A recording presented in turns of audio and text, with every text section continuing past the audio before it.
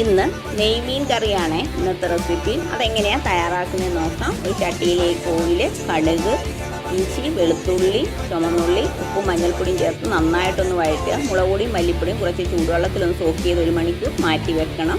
വാടി വന്ന ഉള്ളിയിലേക്ക് കറിവേപ്പിലയും ഉണക്കമുളകും ചേർക്കുക. അതിന് ശേഷം നമ്മൾ സോക്ക് ചെയ്ത് വെച്ച് ആ മസാല അതിലേക്ക് ആഡ് ചെയ്യുക. ഇനി ചെറിയ തീയിൽ വെച്ചൊന്ന് കുക്ക് ചെയ്യണം. പച്ചച്ചുവ മാറണം. നന്നായിട്ട് എണ്ണ തെളിയുന്ന സമയത്ത് വേണം ഫിഷ് ആഡ് ചെയ്യാൻ.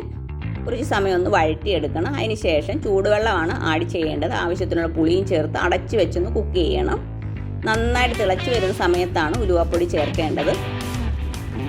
നന്നായി തിളച്ച് കുറുകി വരുന്ന സമയത്ത് കറിവേപ്പിലയും കുറച്ച് പച്ച വെളിച്ചെണ്ണയും ആഡ് ചെയ്യേണ്ടതാണ്. ഈ ഒരു കറി നല്ല കുറുകിയ ചാറോടുകൂടിയാണ് കിട്ടുന്നത്. ഇങ്ങനെ ഒന്ന് തയ്യാറാക്കി നോക്കുക. ഓക്കെ.